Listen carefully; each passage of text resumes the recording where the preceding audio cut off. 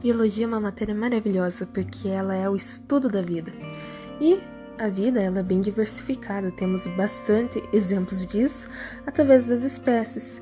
Então, através dos animais, das plantas, das bactérias, de tudo que temos ao nosso redor, né? Quanto podemos chamar de seres vivos. E daí, eis que começou a vir um grande problema. Para essa grande diversidade, o ser humano ele começou a ter uma curiosidade assim, como que eu posso definir isso? Como que eu posso agrupar isso? Como que eu posso dar um significado para tudo, né? E daí o ser humano começou a querer não só a saber como que ele fazia para dar nome aos animais, mas ele queria saber como estudar os animais, como estudar as plantas, como estudar a ele mesmo. E com tudo isso, ele começou a pensar, os seres humanos começaram a pensar em maneiras de como classificar as espécies, de como classificar a vida como um todo, digamos assim. E daí começaram a surgir várias definições, até que um belo dia, e isso desde lá antigamente, desde lá da Grécia Antiga até os dias de hoje, isso dura do ser humano tentar sempre classificar as espécies em seres vivos, em espécies, em grupos, enfim, em várias coisas. E daí, hoje em dia, a gente entende que o nome disso se chama sistemática. Então, o que é a sistemática? A sistemática ela é um ramo da biologia. E esse ramo da biologia é justamente para estudar a diversidade da vida. Bom, a sistemática, ela tem algumas coisinhas dentro delas. Então, se eu estou estudando a diversidade da vida, a partir do momento, eu começo a dar nome para eu entender, para eu lembrar, para eu conhecer os seres vivos. A partir do momento que eu dou um nome, não é simplesmente eu dar um nome. Eu tenho que seguir critérios, eu tenho que seguir regras, eu tenho que seguir um padrão assim universal para eu poder dar esse nome. E isso, exatamente esse padrão universal, é chamado de taxonomia. Taxonomia por quê? Porque a gente separa em táxons. E o que é um táxon? Um táxon, ele pode representar um único indivíduo, ou um grupo, ou um grande grupo, ou muitos grupos juntos. Enfim, um táxon, a gente usa esse termo quando a gente quer se referir a alguma classificação de vida. Então, por isso que a gente usa táxon, por isso que taxonomia, estudo dos táxons, estudo dos seres vivos, estudo da nomeação dos seres vivos. E assim, como descrever esses seres vivos também. Então, isso é a taxonomia. É a ciência que nomeia, descreve, classifica os seres vivos em grupos. E esses grupos denominados táxons. Ou um indivíduo só também pode se chamar de táxon. Então, organismos com base e semelhanças assim morfológicas, ou seja, morfologia vem assim da estruturais, entende? Comportamentais também entra nesse ramo, genéticas, genealogia, etc. E a bioquímica, né? Como é que funciona o teu organismo por dentro. Então, é isso que a sistemática, a taxonomia, ela procura estudar. Então, a gente sabe que taxonomia estuda a classificação dos seres vivos, ela dá uma descrição das espécies e grupos de espécies com normas e princípios para você conseguir dar o nome, né? O plural taxon se refere à palavra taxa em latim, que é uma unidade taxonômica que está ligada, assim, a um sistema de classificação. Como eu falei, ou é um só indivíduo, ou é um grupo, assim, de indivíduos. Então, é chamado de taxon. Só que tem um porém aqui. A taxonomia, ela não existe sozinha. A taxonomia está intrinsecamente ligada à filogenia. E, pois bem, o que é a filogenia? Filogenia, vamos entender primeiro a palavra. O que a palavra filogenia significa? Ela vem de filogênese. E filogênese vem do grego. A sua origem está no grego. Então, ela vem de philon.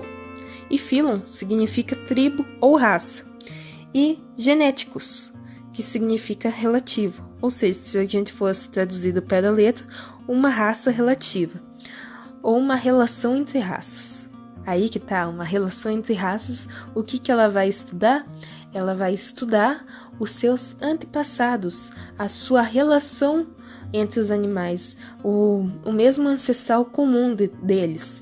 E daí, claro que não tem assim como saber alguns casos, né, com exatidão, com precisão. Então daí são montadas teorias, mas a filogenia ela vai estudar essa relação evolutiva, as relações, né, entre semelhanças dos animais, das plantas, enfim, do que você está essencialmente estudando. Então, ela visa comparar um grupo de organismos. E aí, como que seriam esses organismos? Aí depende do que você está querendo chegar, do que você está querendo estudar, qual é a comparação que você está querendo fazer. Eu quero comparar uma alga com um fungo. Tá, então teu estudo, a tua filogenia, você vai ver quais princípios você vai poder realizar isso. É só um exemplo, claro. Então, só para gravar bem, a filogenia ficou responsável por essa parte da evolução, genealogia e hierarquia entre as espécies. Então, estudando as relações evolutivas, estudando assim, entre aspas, uma árvore genealógica, a genealogia delas, né, os ancestrais comuns, né, a hierarquia, quem vem antes, quem vem depois, qual que foi a ordem, qual que foi o tempo em que um apareceu após o outro. O tempo, na verdade, não é assim tão utilizado pela filogenia. O que ela mostra, sim, não é assim uma sequência temporal, por exemplo, em 1000 anos depois nasceu esse outro indivíduo. Não, eu falo do tempo em relação a essa ordem hierárquica mesmo, né? Um vem antes, o outro vem depois, é como se fosse uma linha, uma sequência assim. E por falar em linha, por falar sequência, as pessoas tiveram que montar um esquema para que pudesse fixar melhor essa ideia da filogenia. Então, como é que aconteceu isso? Começaram a inventar as árvores genealógicas, ou o que a gente chama de cladograma.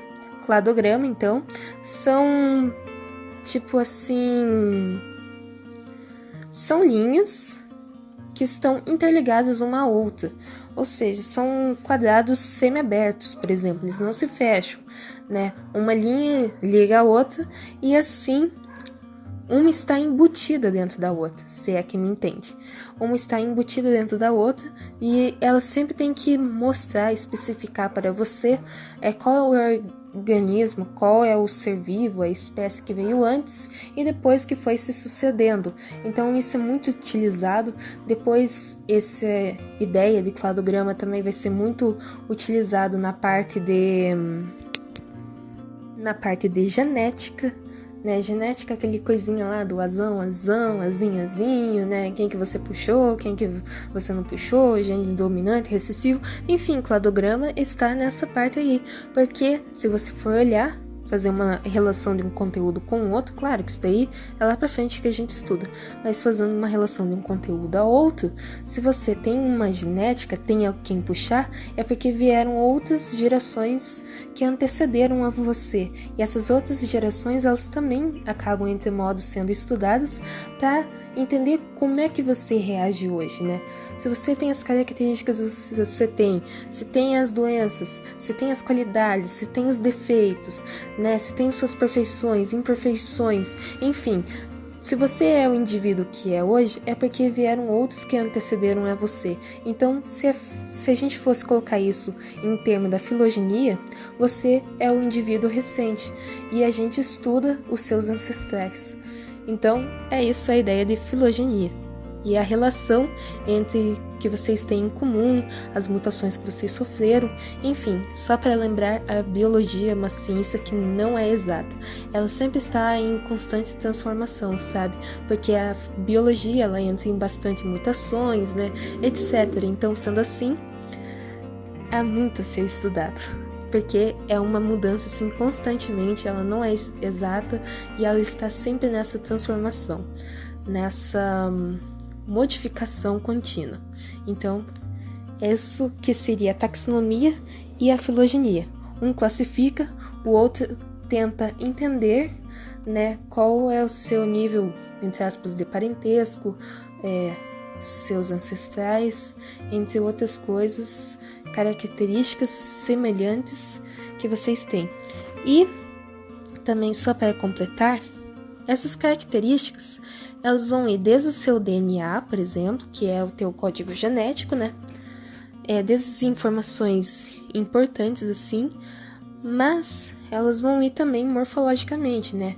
Que é a tua estrutura, e entre outras coisas. Então, como é que eu defino um ser vivo, né? Eu tenho que definir ele não é só visualmente ou não é só geneticamente. Eu tenho que definir ele como um todo, assim, né? Eu tenho que olhar desde a sua aparência, né, a sua morfologia, depois eu tenho que olhar a sua anatomia, né, o estudo dos órgãos, estruturas, tudo. Eu tenho que ir para a sua genética, eu tenho que ir para a sua bioquímica, tem um monte de situações que têm que ser observadas. Então, a taxonomia, sim, parece ser chato, mas quando você vai descobrindo o ramo que ela abrange, ela se torna muito essencial para a vida.